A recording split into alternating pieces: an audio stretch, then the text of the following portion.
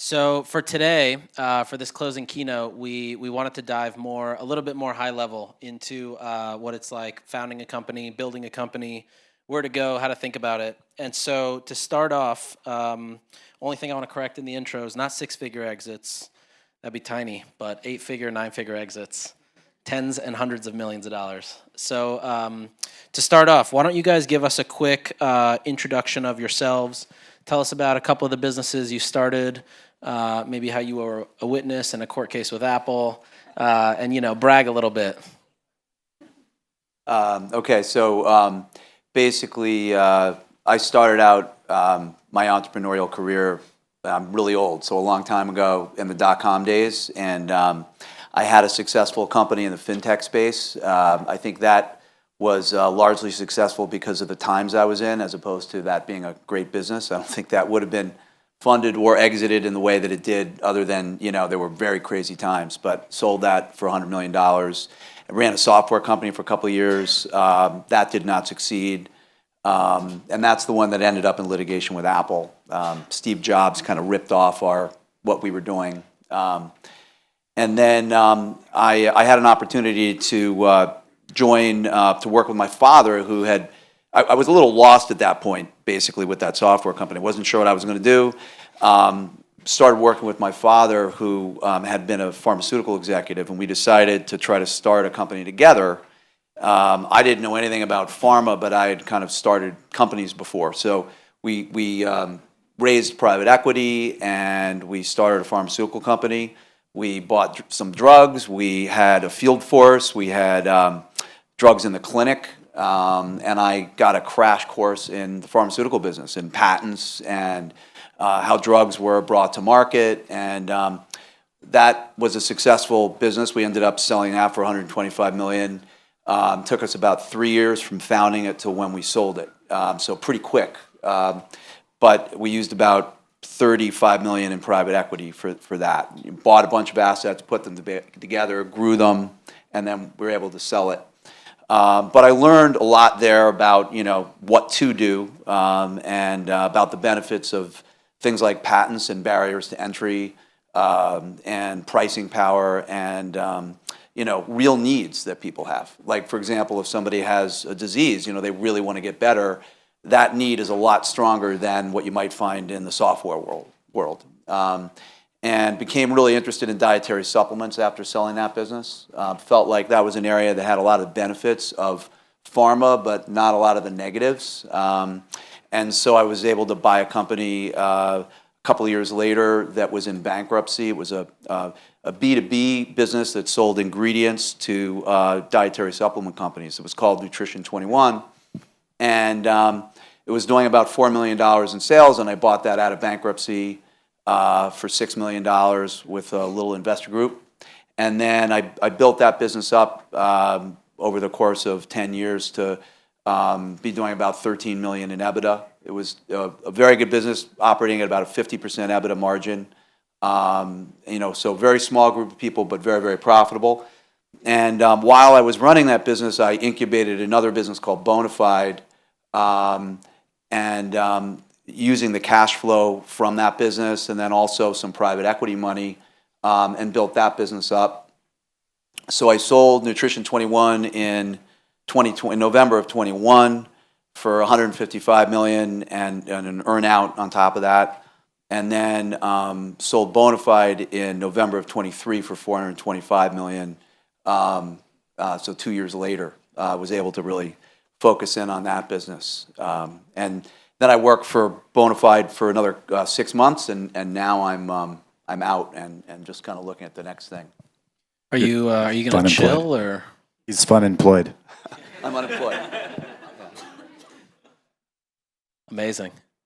You want to give your background and brag? Yeah, my turn. You got to beat this now. Big shoes. We'll try. Yeah, so my story is serial entrepreneur. I've been building companies since I was like 13. I think I've started maybe 25 plus companies. Most of them did not work, but a few have.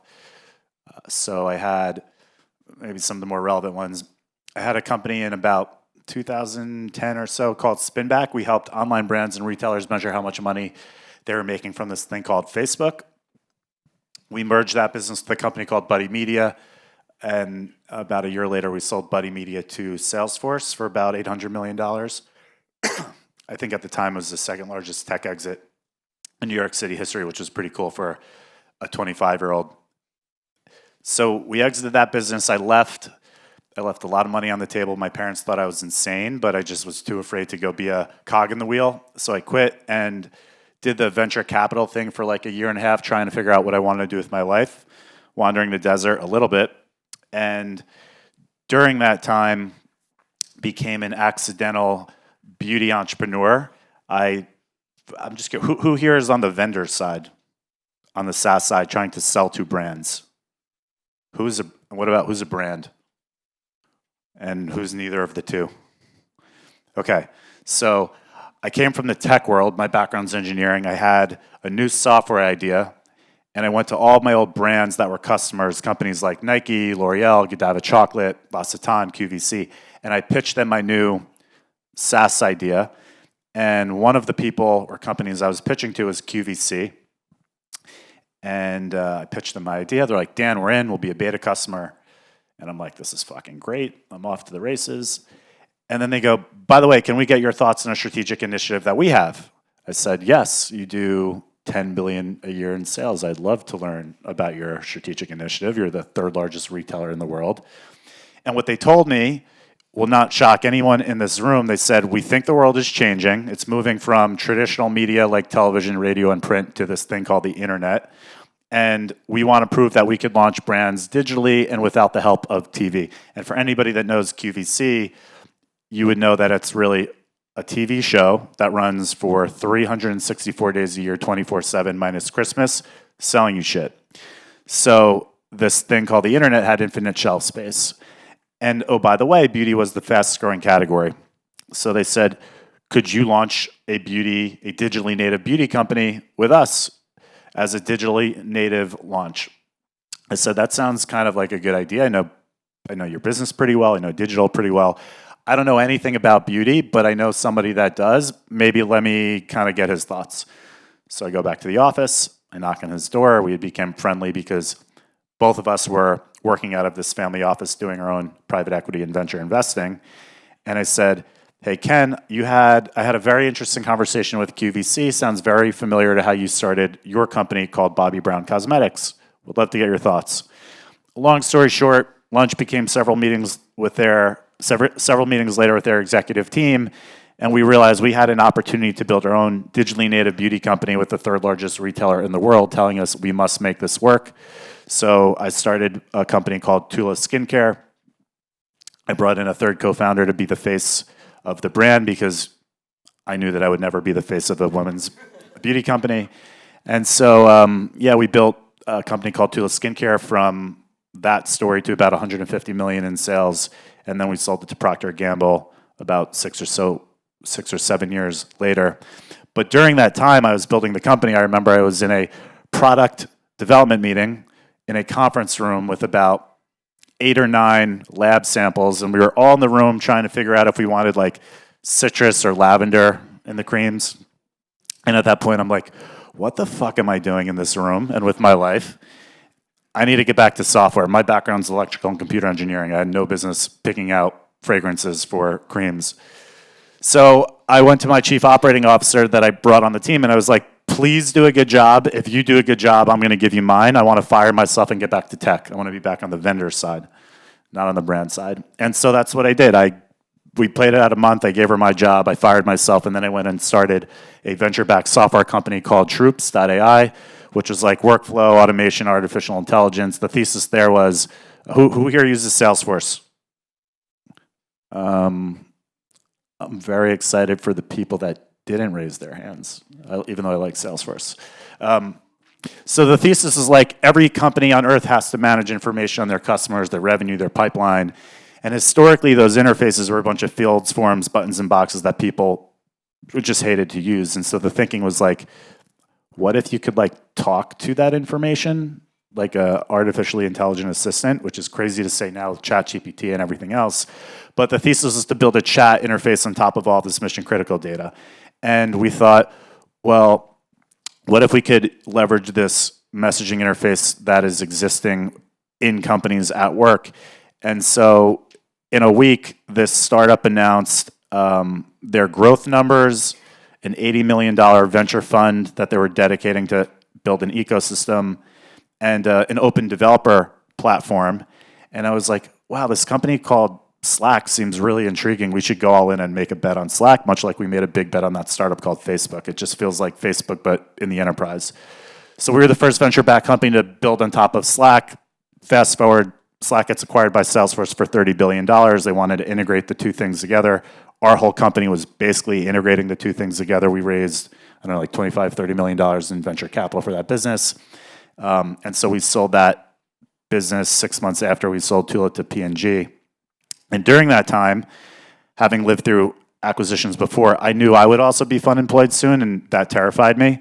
So I called up the top revenue producer influencer for us at Tula and said, hey, Courtney, what are you working on these days? She said, I'm working on a jewelry company. I said, that's a really horrible business. Have you thought about beauty? And she's like, I've always wanted to do beauty, but I don't know how. It's like, say no more. We're going to do a beauty company together. And so I brought in my now partner, Courtney Shields, to create a beauty company called Dibs Beauty, private equity backed. We're in Ulta. We're going to be rolling out in a much bigger way in Ulta in like a week or two. And then we were talking about this earlier. I kept running with this playbook of launching new brands. So I have another beauty company in the skincare space called Personal Day, which is skincare. My partner is United Talent Agency, and one of their clients named Lily Reinhart, who's in a show called Riverdale. I've got another company with my brother and friend and Snoop Dogg, of all people, in the ice cream space. There are no drugs in the ice cream. It's the ice cream you eat after you've eaten drugs. And that one's called Dr. Bombay. And then I've got two more companies that will be launching soon, one in the beverage space and one in the food space. And we'll see how many more pop up.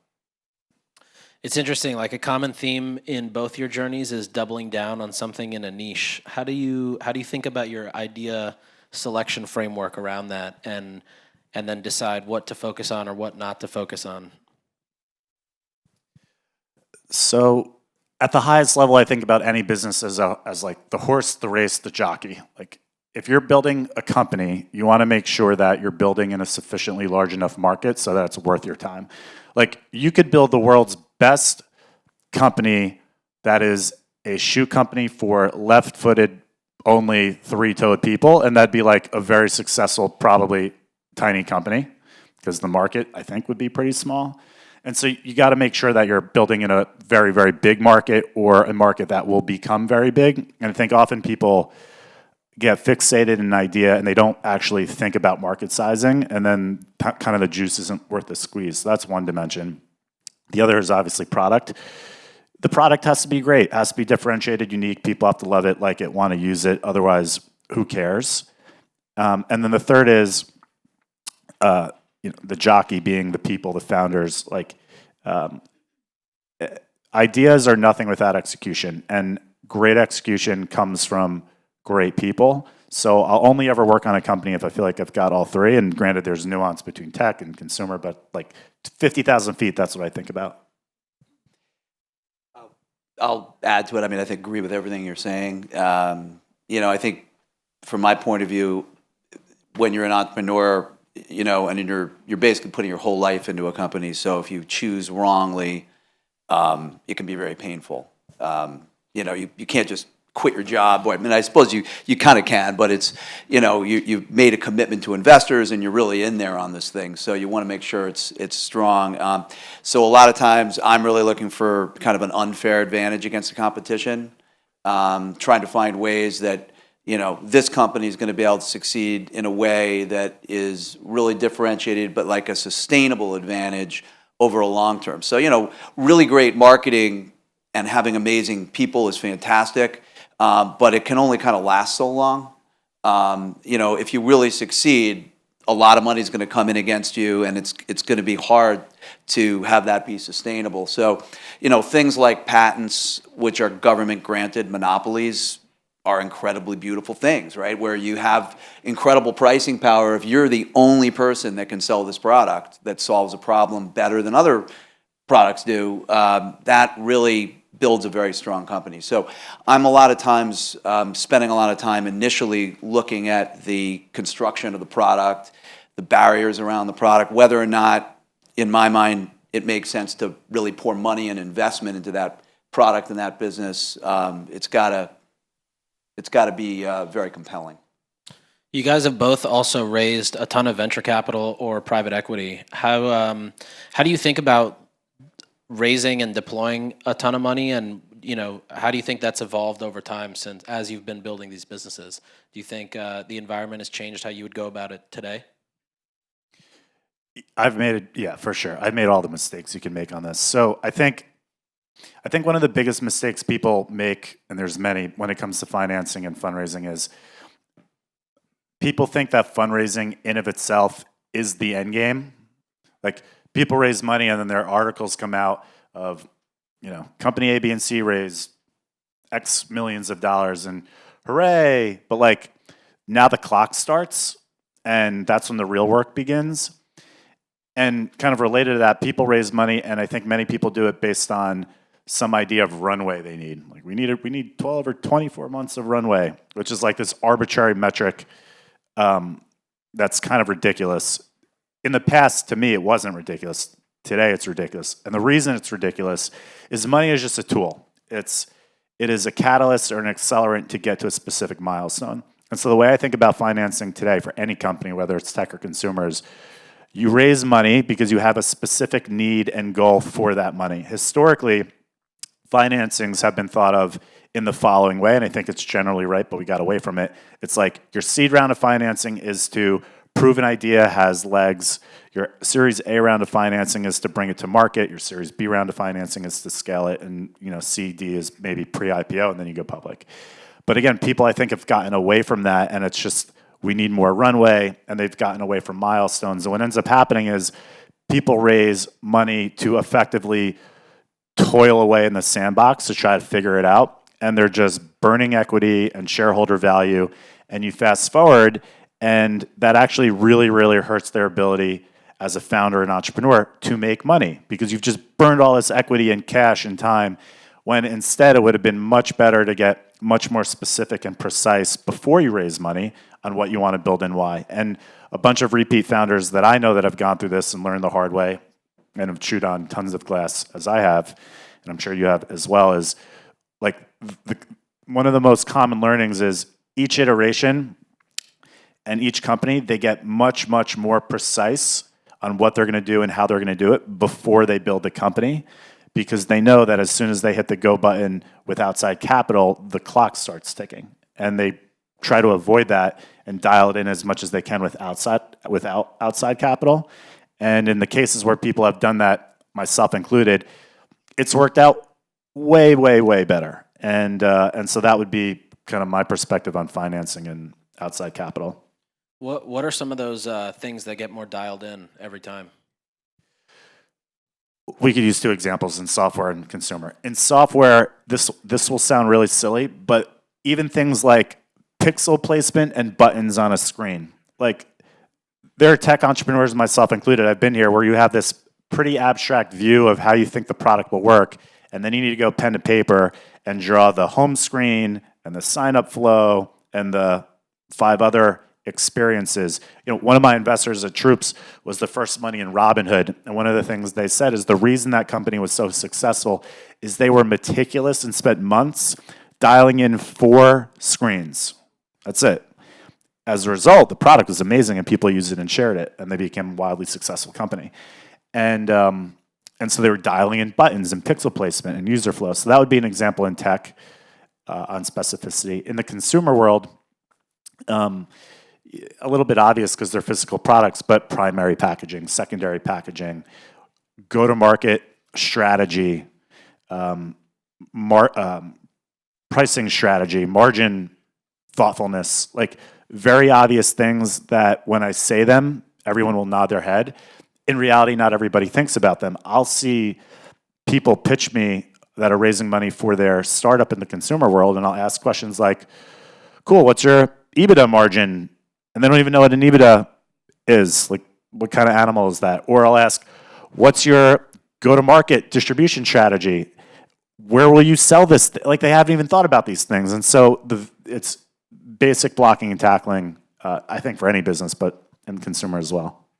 Maybe I'll just say one thing on the financing, just quickly. I mean, I generally agree with what you're saying. I mean, I think there's these cycles that occur that you see happen over and over again. Things get really frothy, money's really easy, then money's really difficult. A lot of startups crash. I mean, it's just the same thing over and over again, really. But there is a common scam that I think kind of goes on. You'll see these unicorns, people raising money at really crazy valuations. And one of the things I've kind of learned about, raising money is not making money. You can raise all the money in the world. You shouldn't have a party. You have a party when you sell your business and you make money for your investors and for yourself, right? And a lot of these investments, you can have a crazy valuation, but if the investors have, a 3 times return before the founder gets to see $1, right? Then who cares whether the valuation's really high? So a lot of it is in the gory details of how these things are set up, and there's a lot of kind of tricks that are played in the way that the financings are done. And it takes a while to kind of understand that and live through it to kind of see how it all works in the end. Yeah, it sounds like what you guys are saying is basically, the optimal way to think about capital is once you've basically gotten the 0 to 1 done, you apply capital and use it to scale versus get capital and then go 0 to 1. Yeah, and look, in some cases you need capital to even do the 0 to 1, which is fine. But if you're going to do 0 to 1, and it depends on the business, like if you're building a humanoid robot, you're not going to do that with $100,000 to go from 0 to 1. You need a lot of cash, or like rockets.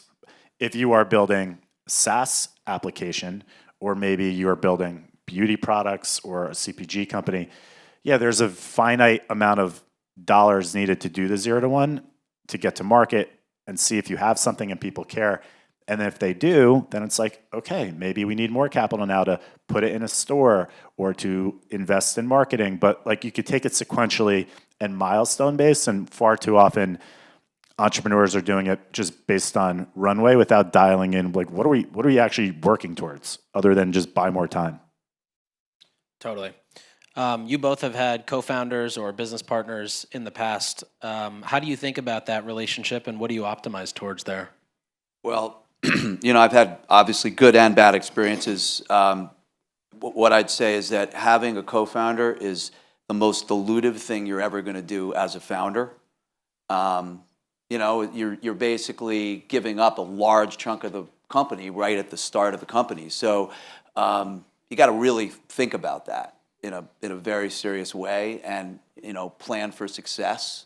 Because if you're really putting all your time into this thing and all your effort, do you really want to give that up that early? So I would say think long and hard about it. And obviously you've done a great job, it sounds like, partnering with people all along. I was lucky in that I was working with my father, in a venture that I mentioned. So obviously he was a great co-founder, but people you can trust and people that can truly add value. Because I think what happens a lot of times is that businesses, somebody who's very good in the beginning of a business, and this happens with lots of employees, things change. They stop being able to really contribute once that business gets to a certain level of maturity. So the last thing you want is somebody sitting out there that owns a third of your company and is basically sitting at home doing nothing, right? Which happens all the time. So I'd say be wary of that.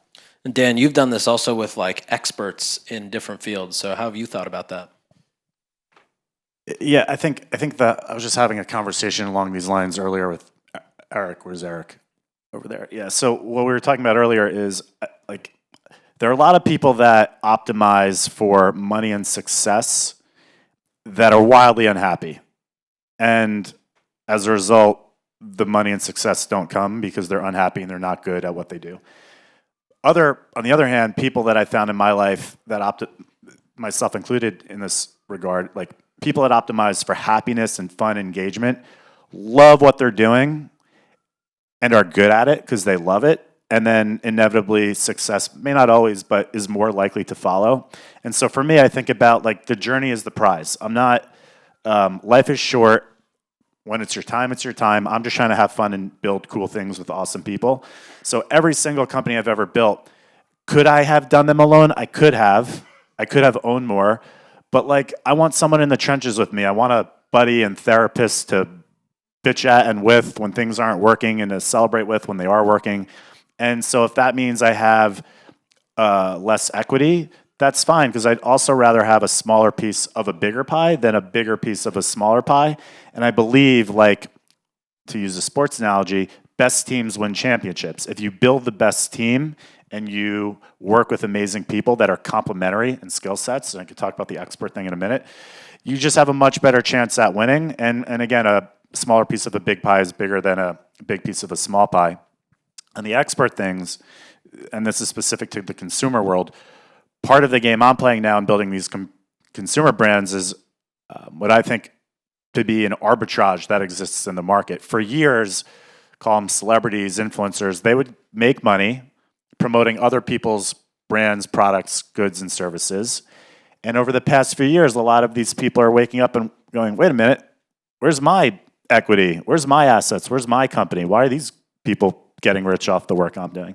So a lot of them are waking up and realizing that they want to build their own companies. And so much like a non-technology technology entrepreneur would need and want a CTO as a co-founder, where their superhuman strength is technology. In the consumer world with me, I ideally have a CTO or what I'll call like a chief community officer, someone that's built authentic, genuine community. Some people might call them influencers. Some people might call them celebrities. They're not the same thing. But anybody that's got a megaphone and uniquely good at building that community, to me, today, really in any business, consumer or tech, is a superpower and an unfair advantage. So I would prefer to have that unfair advantage as my partner in the company than not. So that's one of many dimensions I think about when building a company today. There's also, you touched a little bit on hiring, and I'm curious how, starting from your first business to now, when you're thinking about trying to start multiple businesses at a time, probably in a way that's a little bit more autonomous, you're probably less hands-on. How do you think about hiring and delegation, hiring the right people, deciding who to hire at what stage, and, do you hire for ambition and hustle, or do you hire for skill set, or, how do you think about that? I think that's changed over time, but one common factor that I look for are people that I want to spend time with. People that I like, people that aren't jerks. I think culturally, ideally, you want people to love coming to work every day and to feel really good about it, right? And so that to me, that's incredibly important. How people treat each other, and setting up an environment that's not. I often talked a lot about to folks that people's roles are really administrative. These reporting relationships are necessary, but they're administrative. But people's ideas and understanding of the business shouldn't be limited by their position in the business, and really trying to make people feel a part of things. And I think on top of that, giving equity broadly to pretty much everybody, and letting them really understand the value of that equity. One thing I'll just mention, I did with Bonafide that I hadn't done in the past was a lot of times folks had equity, but they really, I felt that a lot of people weren't really valuing it. So what we did was we actually put together customized charts for every single employee, so they could look at different exit values and understand exactly what that equity meant to them in terms of dollars in their pocket at different values that the company was able to obtain. And I think that was a good thing, and really kind of created an ownership mentality throughout the organization, where people were all very excited about what we were building, and and I would definitely repeat that. Yeah, we did the same exact thing. Yeah, for anyone that has equity at a company, if you don't know, you should know how many shares you have. If you don't know how many total outstanding shares you have, numerator, denominator, you do not know what percentage of the company you own, you should know that. I believe. I think you would violently agree because we did the same exact exercise.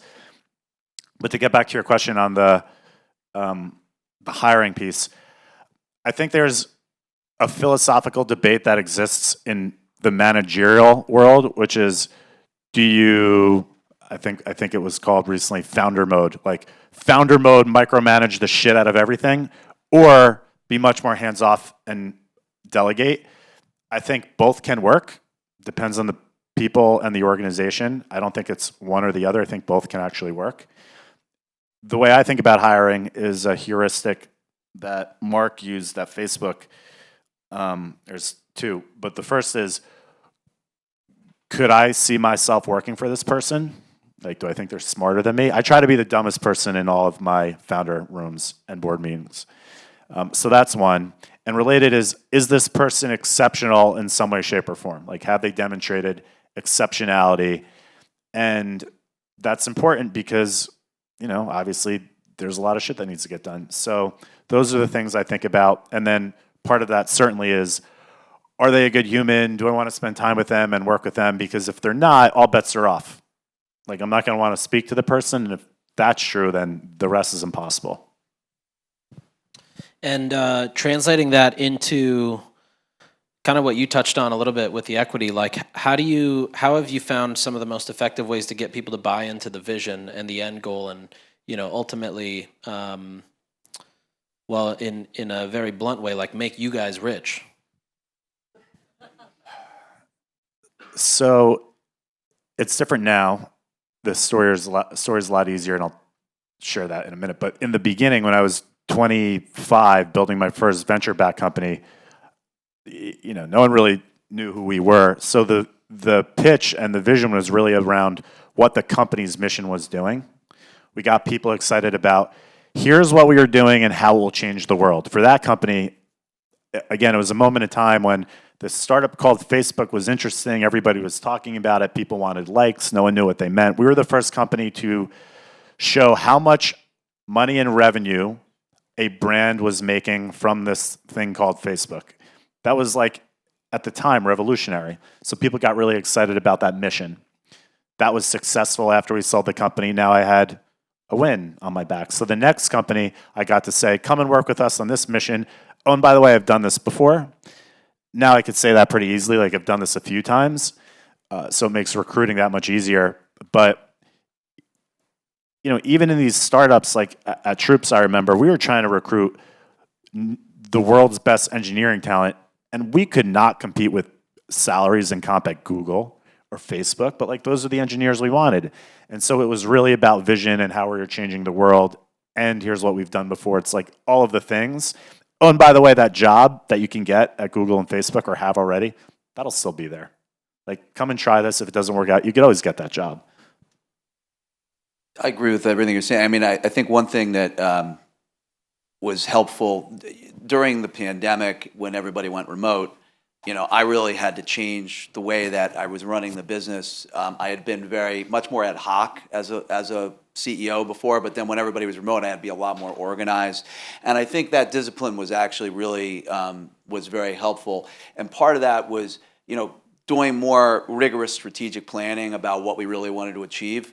And then feeding that down from the high level down to each part of the organization so that, the growth team and the retention team, everybody kind of understood where, their plan fit into that greater plan. And I think that process was a fantastic process in terms of motivating people, having them understand, how their goals really fit into the bigger goals of the whole company, and how achieving the bigger goals of the whole company led directly to making the kind of money and creating the kind of value that we were talking about in the equity. You could put that story together into the day-to-day activities that people were really working on in their particular role. And I just say one last thing. Reid Hoffman had this deck that's been out floating around, and you've probably seen it. I didn't agree with a lot of the stuff in there, but one thing he said I thought was great was, as companies grow, bureaucracy gets created because mistakes get made and you start to put in more and more bureaucracy. And the way to fight that is to, hire people that are smart enough but also have enough peripheral vision to understand the big machine, the big picture of what they're doing and how it fits into the greater whole.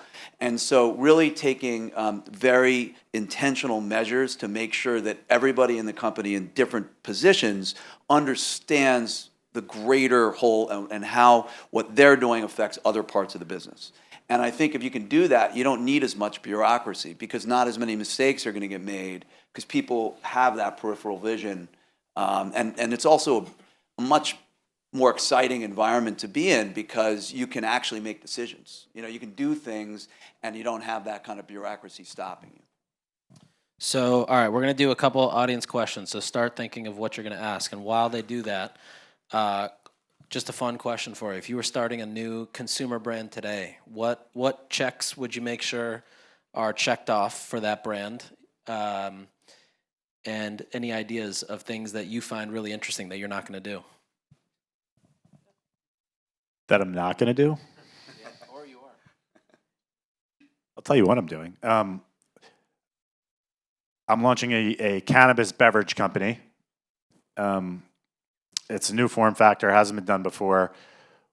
One of the reasons I'm doing that is I feel like I've got all the unfair advantages with the people, but we also have a pretty unique distribution strategy.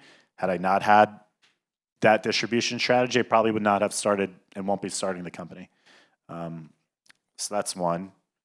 And, look, same with I have a very long list of things I would do, but again, the reason I started Dibs is because of distribution with Courtney and same with Personal Day and Lily, but yeah, cannabis beverage will be next on the list, so stay tuned. I suppose for me, my personal pattern recognition is around, patents and things like that. So, I'm working on both originating but also licensing different interesting things that are out there in the world. I'd say just in terms of one particular area that I'm really interested in is, in the medical device area, for example, there's a lot of wearables and devices that are foggy in their data. You're not really getting clear readings, but AI is pretty incredible at that. And so I'm looking at a number of opportunities in that space of taking different wearable technologies that, aren't working in their current iteration, but can work with the right algorithms. So things like that. All right, who's got a question? Right in the back, Zach. Just yell. Gotcha, I gotcha. Let's let Don't everyone yell. hear your Don't yell. question. Where are you? Oh, here you are again. All right. Anyway, thank you both so much for sharing this rich insight.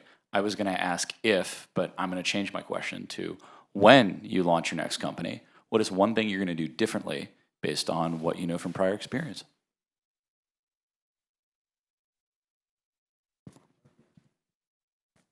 Ooh.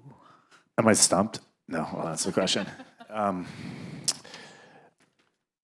This might sound like a cop-out answer, but it's not. The thing I'm going to do differently for the next company I start is just elevate my hiring bar even further. I had a company I started, we were just talking about this earlier, and we brought in somebody that I kind of felt wasn't going to be that great, but was good enough, and I told my partners we could get started and we'll see how it goes. And sure enough, it didn't work out. We made a change, and thank God we did. It's what you were saying earlier. If you hire the right people, you put them in the right seats, magic happens.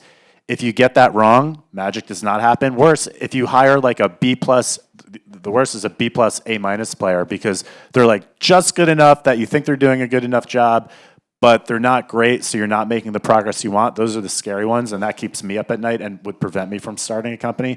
But when you make that jump from the B+, A- to A+, it's like miles and miles apart. And every time I've made that change and I've seen it, it just hits you like a ton of bricks. So I will only start a company if I've really have great confidence in those first few key hires and dial that in. And the change I'm making is an even higher bar on how I'm filtering who those people are.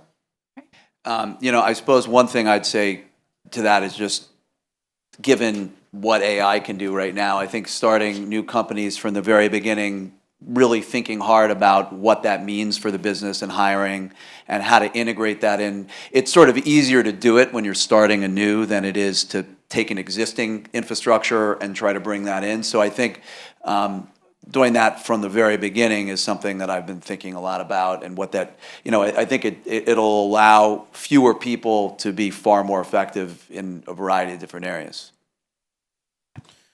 Amazing. Right here.